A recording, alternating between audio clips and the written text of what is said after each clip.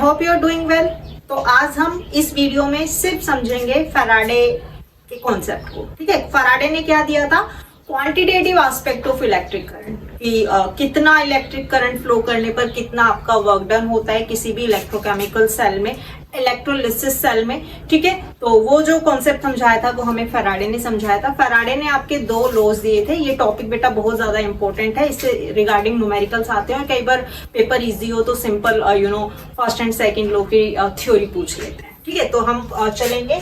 Faraday का first law क्या बोलता है बेटा, the amount of the substance deposited और लिबरेटेड। ठीक है, किसी एनोड पर, एनोड से क्या होगा, लिबरेट होगा, रिलीज होगा, और कैथोड पर क्या होगा, सब्सटेंस डिपॉजिट होगा किसी भी इलेक्ट्रोकेमिकल सेल में। तो कितना अमाउंट ऑफ सब्सटेंस डिपॉजिट होता है या रिलीज होता है किसी भी इलेक्ट्रोकेमिकल सेल में, वो डायरेक्टली प्रोपोर्शनल होता है किसके, the amount of the current flow through it. आपने कितना करंट जो है वो फ्लो किया है। तो amount of the work done, work done आपका क्या हो गया, अमाउंट ऑफ सब्सटेंस डिपॉजिटेड और release, W is equal to directly proportional किसके हो गया बेटा, Q के हो गया।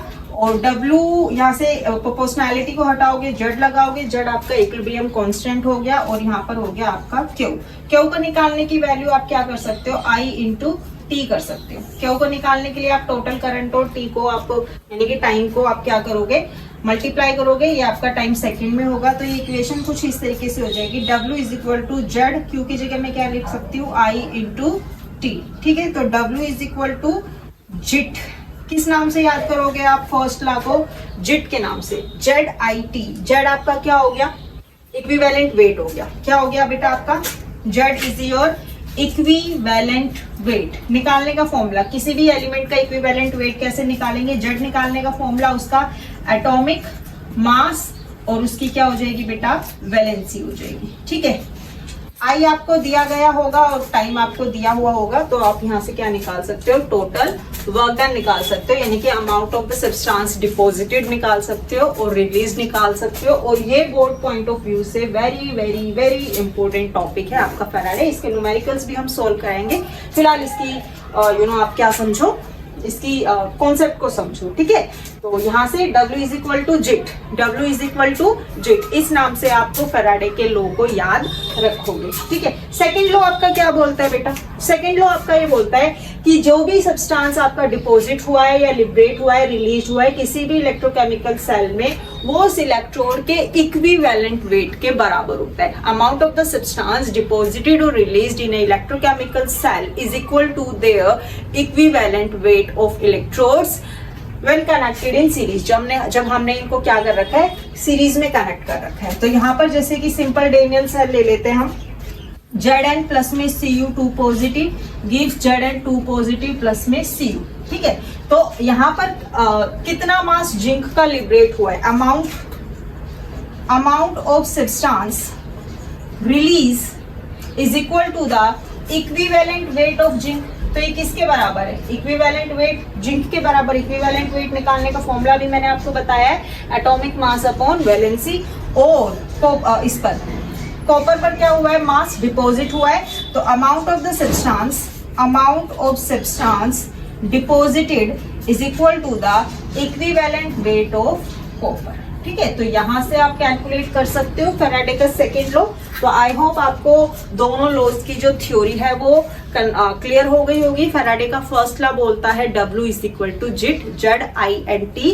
ठीक है, और सेकेंड लॉ में जो कितना सब्सटेंस आपका डिपॉजिट हो रहा है, कितना सब्सटेंस आपका रिलीज हो रहा है, वो उस इलेक्ट्रोड के इक्विवेलेंट वेट के बराबर है। इक्विवेलेंट वेट को निकालने के लिए, जैसे मान लो मुझे कॉपर का इक्विवेलेंट वेट निकालना है, तो आप क्या करोगे, कॉपर का जो एटॉमिक मास है 63 होता है और उसकी वैलेंसी कितनी होती है, 2 होती है। तो एटॉमिक मास और वैलेंसी को आप डिवाइड करोगे तो आपको क्या मिल जाएगा, इक्विवेलेंट वेट। आई होप आपको क्लियर हो गया होगा।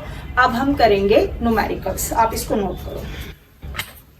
तो यहाँ पर आपका एक न्यूमेरिकल है। ठीक है, न्यूमेरिकल है आपका solution of the copper sulphate. Copper sulphate का कोई सॉल्यूशन है जिसको इलेक्ट्रोलाइज किया है 10 मिनट्स के लिए, यानी कि यहाँ पर आपका टाइम क्या है, 10 मिनट है। 10 मिनट को मैं सेकंड में कन्वर्ट करूंगी तो 10 इंटू 60 आपका कितना हो गया, 600 सेकंड। आपको टाइम को सेकंड में कन्वर्ट करना है। ठीक है, with A current of 1.5 ampere, यानी कि आई आपका कितना दे रखा है, 1.5 एम्पियर। आपको क्या निकालना है, what is the mass of copper deposited at cathode. ठीक है, आपको मास निकालना है, यानी कि आपको W निकालना है। तो फैराडे का फर्स्ट लॉ आपको क्या बोलता है, W इज इक्वल टू जिट। क्या बोलता है बेटा, जिट। तो यहाँ पर रिएक्शन क्या हुई होगी, कॉपर सल्फेट की रिएक्शन। ठीक है, कॉपर सल्फेट, कॉपर अपने कितने आयंस लूज और गेन करता है, 2 करता है। ठीक है, तो यहाँ पर आपका W is equal to Z निकालने के लिए, जेड निकालने के लिए आप क्या करोगे, कॉपर का एटॉमिक मास होता है 63 और इसकी वैलेंसी होती है 2। तो यहाँ पर आ जाएगा आपका 63/2। ठीक है, यहाँ पर हम F लगाएंगे, जो भी चार्ज आएगा उसको आप फैराडे से मल्टीप्लाई करोगे। फैराडे यानी कि 96500। ठीक है, I की वैल्यू कितनी दे रखी है बेटा आपको, I 1.5 दे रखा है और आपको टाइम कितना दे रखा है, 600 सेकेंड दे रखा है। आप इन सबको जब यहाँ से सोल्व करोगे तो आपका W शायद 2.96, मैं एक बार कंफर्म कर लेती हूँ। ठीक है, लगभग आपका 0.29 आएगा। कितना आएगा बेटा, 0.296, 0.296 ग्राम के आसपास आएगा। ठीक है, ये आपका आंसर आएगा। तो यहाँ पर आपको बस न्यूमेरिकल में समझना है, आपको टाइम कितना दे रखा है, आपको आपकी क्या रिएक्शन है, नंबर ऑफ इलेक्ट्रॉन लूज और गेन कितना है, और जो भी इलेक्ट्रॉन लूज और गेन आएगा उसको फैराडे से आप मल्टीप्लाई करना मत भूलना। ठीक है, 96500 से मल्टीप्लाई होगा। ये सारी इक्वेशन यहाँ से सोल्व करोगे तो आपका फाइनल आंसर आ जाएगा। ठीक है, तो ये था आपका फैराडे। अब बेटा ये मैंने सोल्व वाली प्रॉब्लम कराई है, फैराडे के जो न्यूमेरिकल्स हैं which is very very very important. तो मैं आपको एक बार न्यूमेरिकल्स बता देती हूँ। इन टेक्स्ट जो क्वेश्चन है आपका पेज नंबर 54 पे है, 2.10 है। If A current of 0.5 ampere flow through a metallic wire for 2 hours, how many electrons. इसमें इलेक्ट्रॉन निकालना है आपको, यानी कि N निकालना है। तो N आप कैलकुलेट कर लोगे। इसके बाद आपको कंसीडर द रिएक्शन, 2.11 भी करना है, 2.12 भी करना है। ठीक है, यहाँ पर 2.11 में दे रखे कि कौन कौन सी मेटल जो है एक्सट्रैक्टेड की जाती है इलेक्ट्रोलिटिकली। तो ज्यादातर जो रिएक्टिव मेटल्स होती है हम उनको इलेक्ट्रिकली एक्सट्रैक्ट कर लेते हैं, जैसे कॉपर को कर लेते हैं, जिंक को कर लेते हैं। जो इनर्ट मेटल होती है जैसे आपकी सिल्वर है, प्लेटिनम है, गोल्ड है, जो जिस मेटल की रिएक्टिविटी कम होती है उसको हम इलेक्ट्रोलाइज नहीं कर सकते। अदरवाइज मीडियम से लेके हायर रिएक्टिव मेटल को हम आसानी से इलेक्ट्रोलाइज्ड कर लेते हैं। 2.11 का क्वेश्चन है बेटा ये। ठीक है, इसके बाद अगर मैं एनसीईआरटी पे जाऊं, एनसीईआरटी एक्सरसाइज पे, तो यस बेटा, ठीक है, एनसीईआरटी एक्सरसाइज पे आपको, यस, एनसीईआरटी एक्सरसाइज में आपको 2.12 करना है। वेरी इंपॉर्टेंट, पेपर में पूछा जाता है, डबल स्टार लगा देना। एक्सरसाइज की प्रॉब्लम 2.12, 2.13, 2.14 एंड 2.15, ये चारों यानी कि 2.12 से लेके और 2.15 तक आपको करनी है। एक और नीचे आपकी रिएक्शन है, नहीं 2.16 भी करनी है आपको। 2.12, 13, 14, 15 एंड 16 एंड 17 भी आपको करनी है बेटा। ठीक है, तो यहाँ पर एक बार मैं 2.12 का बता देती हूँ। 2.12 का बता देते हैं, क्या क्वेश्चन पूछ रखा है आपका। हाँ, एक बार मैं इसको क्लियर कर लेती हूँ बेटा, या आई होप आपको क्लियर हो गया होगा।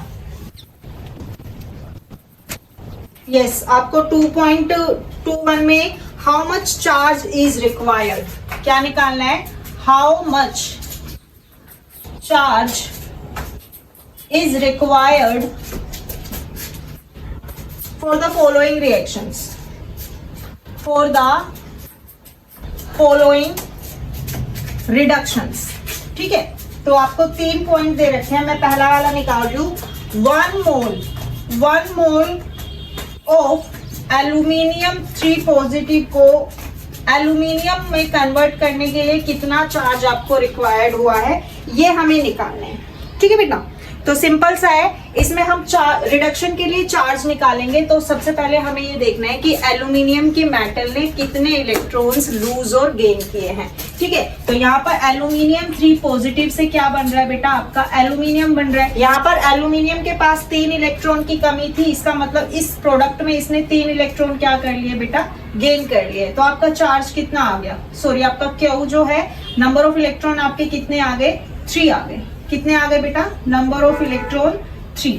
ठीक है, तो आप क्या करोगे, हाउ मच चार्ज को निकालने के लिए आप 3 को कितने से, फैराडे से मल्टीप्लाई कर दोगे। फैराडे की वैल्यू कितनी होती है, 96500। तो यहां से आपका क्या आ जाएगा, आंसर आ जाएगा। जब आपको चार्ज निकालना हो तो नंबर ऑफ इलेक्ट्रॉन लूज और गेन कितने हैं उसको आप किससे मल्टीप्लाई कर दोगे, फैराडे से मल्टीप्लाई कर दोगे, आपको फाइनल आंसर्स जो है वो मिल जाएंगे। तो इस क्वेश्चन में आप, नेक्स्ट आपका कॉपर का है एंड आपका मैग्नीज का है। मैग्नीज वाला बेटा बहुत बार मैंने पेपर में देखा है, ये आता है, आप करेक्ट जो आपके नंबर ऑफ इलेक्ट्रॉन है वो निकालोगे लूज और गेन, और उसको किससे मल्टीप्लाई कर दोगे, एफ से मल्टीप्लाई कर दोगे, यानी कि 96500 से आप इसको मल्टीप्लाई कर दोगे। तो 2.12 की एक प्रॉब्लम मैंने करा दी है, एक मैं 2.13 की भी कराती हूँ।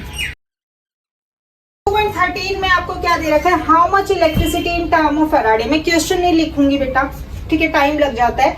How much electricity is required in the, मैं बेटा टैब का यूज कर रही हूँ, ठीक है, इसी में मैं न्यूमेरिकल देख लेती हूँ, बुक आई डोंट हैव, मुझे एक्सरसाइज देखने के लिए बुक की जरूरत पड़ती है, तो मैं इसमें एनसीईआरटी का पीडीएफ निकाल रखा है, दिस इज ठीक है, ठीक है।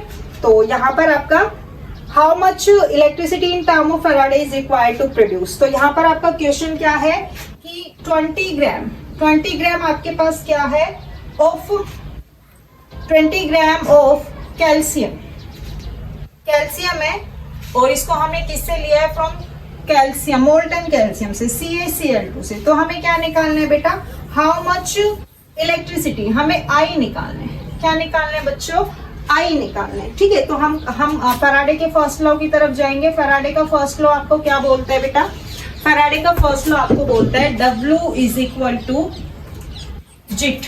क्या बोलता है बेटा, W इज इक्वल टू जिट। तो W आपको ऑलरेडी दिया हुआ है, कितना दिया हुआ है, 20 ग्राम दिया हुआ है। ठीक है, जड़ निकालने के लिए आप कैल्शियम के लिए जड़ निकालेंगे, तो कैल्शियम का एटॉमिक मास होता है 40, और ये नंबर ऑफ इलेक्ट्रॉन लूज और गेन करता है 2, यानी कि 20 आ गया इसका। ठीक है, जड़ कितना आ गया, 20 आ गया।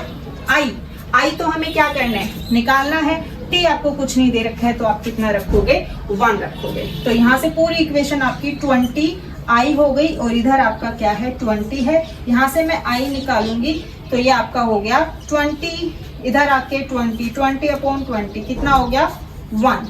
कितना हो गया बेटा, 1।